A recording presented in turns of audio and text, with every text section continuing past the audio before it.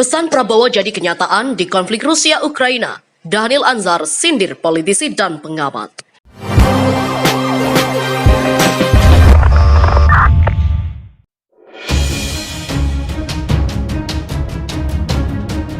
Menteri Pertahanan RI Prabowo Subianto saat menjalani rapat dengan Komisi 1 DPR RI pada akhir tahun.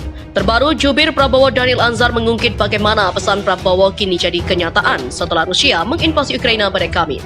Kepulan asap membumbung di wilayah Ukraina menyusul perintah Presiden Rusia Vladimir Putin kepada militernya agar melakukan operasi militer penuh ke Ukraina pada Kamis, 24 Februari.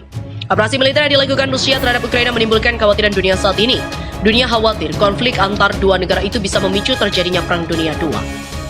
Hal senada disampaikan Guru Besar Hukum Internasional Fakultas Hukum Universitas Indonesia atau UI Hikmahanto Juwana.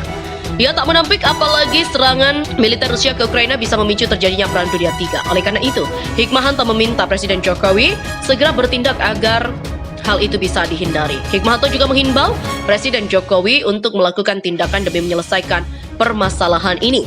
Apalagi saat ini Presiden Jokowi merupakan presidensi G20. Sementara itu, Presiden Joko Widodo menyerukan agar semua pihak terkait menghentikan perang. Untuk diketahui, Presiden Rusia Vladimir Putin mendeklarasikan invasi ke Ukraina pada Kamis. Putin menyebut negaranya sedang melakukan operasi militer khusus untuk mendemilitarisasi Ukraina. Jokowi juga menyerukan agar ketegangan antar Rusia dan Ukraina dihentikan. Semua pihak yang terlibat menahan diri agar tercipta perdamaian, rivalitas, dan juga ketegangan di Ukraina harus dihentikan sesegera mungkin. Semua pihak yang terlibat harus menahan diri dan kita semua harus berkontribusi dengan perdamaian. Perang tak boleh terjadi. Ketegangan yang terjadi menurut Presiden jangan sampai berujung perang. Saat ini justru yang dibutuhkan adalah sinergitas dan kolaborasi masyarakat dunia dalam menghadapi pandemi.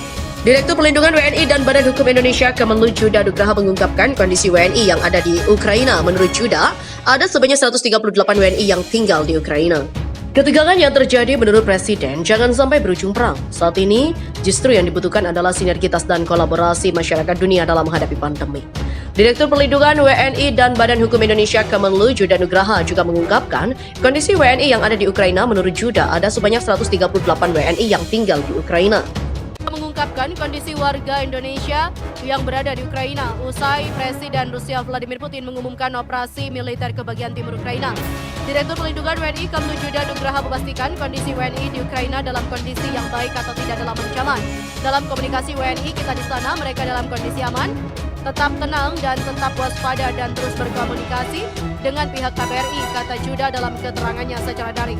Meski dalam kondisi yang aman, Juda menyebut pihaknya akan KBRI tetap melakukan langkah kontingensi dan komunikasi dengan para WNI untuk mendapat perlindungan.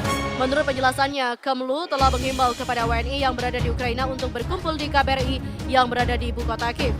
Meski dalam kondisi yang aman, Juda juga menyebut pihaknya akan KBRI tetap melakukan langkah kontingensi dan komunikasi dengan para WNI untuk mendapatkan perlindungan. Menurut penjelasan Kemlu telah menghimbau kepada WNI yang berada di Ukraina untuk berkumpul di KBRI yang berada di ibu kota Kiev. Sementara bagi WNI yang berada jauh di Odessa, Juda menuturkan pihaknya tengah mencari jalur evakuasi yang aman. Menurut penjelasannya, rencana kontingensi itu telah ditetapkan berdasarkan koordinasi dengan KBRI Kiev. Dia menambahkan, jika situasi dan kondisi memburuk maka akan ada evakuasi terhadap WNI yang berada di Ukraina. Tentu seperti pola-pola sebelumnya, jika dipandang perlu mengevakuasi WNI maka akan dievakuasi. Sementara itu, Juda menuturkan berdasarkan catatan KBRI Kiev saat ini terdapat 138 WNI yang tengah tinggal di Ukraina. Pemerintah Indonesia menyatakan prihatin terkait dengan kondisi yang terjadi di Ukraina seiring dengan serangan Rusia terhadap kawasan Ukraina Timur, meminta agar hukum internasional ditaati dan semua pihak mengedepankan perundingan serta diplomasi. Dalam pernyataan sikap pemerintah Indonesia yang disampaikan oleh juru bicara Kementerian Luar Negeri Indonesia Teguh Faizasyah, ada 4 poin yang disampaikan dalam keterangan pers virtual pada Kamis 24 Februari 2022. Prihatin atas eskalasi konflik bersenjata di wilayah Ukraina yang sangat membahayakan keselamatan rakyat serta berdampak bagi perdamaian kawasan. Menegaskan agar ditaatinya hukum internasional dan piagam PBB mengenai integritas teritorial wilayah suatu negara serta mengecam setiap tindakan yang nyata-nyata merupakan pelanggaran wilayah teritorial dan juga kedaulatan suatu negara.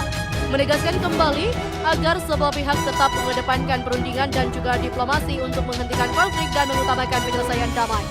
KBRI Kedutaan Besar RI telah mengambil langkah-langkah yang diperlukan untuk menyelamatkan WNI di Ukraina sesuai rencana kontingensi yang telah disiapkan. Sementara terkait dengan WNI, Kementerian Luar Negeri menyebut total 138 WNI Indonesia yang berada di Ukraina saat ini dalam kondisi aman dengan pihak KBRI Kiev sudah berhasil menjalin komunikasi dan juga menjalankan rencana kontingensi. Diberitakan sebelumnya, Presiden Rusia Vladimir Putin mengizinkan operasi militer terbatas di Ukraina Timur, membuat Barat bereaksi dengan Presiden Joe Biden menyebut Moskow akan bertanggung jawab. Sedangkan Sekjen PBB meminta Rusia menarik tentaranya atas nama kemanusiaan dalam pidato khusus yang disiarkan televisi TV pemerintah Rusia. Presiden Putin mengatakan Rusia tidak punya pilihan lain selain mempertahankan diri dari apa yang dia katakan sebagai ancaman yang berasal dari Ukraina modern. Pemimpin Rusia itu mengatakan Moskow tidak punya pilihan selain meluncurkan operasi itu yang ruang lingkupnya tidak segera jelas. Indonesia juga menegaskan serangan Rusia ke Ukraina membahayakan keselamatan rakyat. Indonesia menyampaikan keprihatinan atas eskalasi konflik di Ukraina. Ada 4 poin yang disampaikan Indonesia sebagai posisi atas perang di sana. Bagi Indonesia, perang hanya akan menyengsarakan masyarakat dan berbahaya bagi perdamaian di kawasan. Kedua, menegaskan agar ditaatinya hukum internasional dan piagam PBB mengenai integritas teritorial wilayah suatu negara, mengecam setiap tindakan yang nyata-nyata merupakan pelanggaran wilayah teritorial dan juga kedaulatan suatu negara. Faisyazia juga menuturkan poin ketiga, yakni menegaskan kembali agar semua pihak tetap mengedepankan perundingan dan juga diplomasi untuk menghentikan konflik dan mengutamakan penyelesaian damai. Di mana hari ini Putin mendeklarasikan dimulainya operasi militer khusus di Ukraina. Dia berjanji akan berusaha untuk demilitarisasi tapi tidak menduduki negara itu. Putin juga mengatakan operasi itu akan bertujuan untuk demilitarisasi dan juga denasifikasi Ukraina. Hal ini mengacu pada pernyataan Kremlin bahwa militer Ukraina mengancam Rusia dan menjalankan oleh neo-Nazi. Putin mengatakan dia bertindak usai menerima permohonan bantuan dari para pemimpin wilayah separatis Ukraina yang didukung Rusia.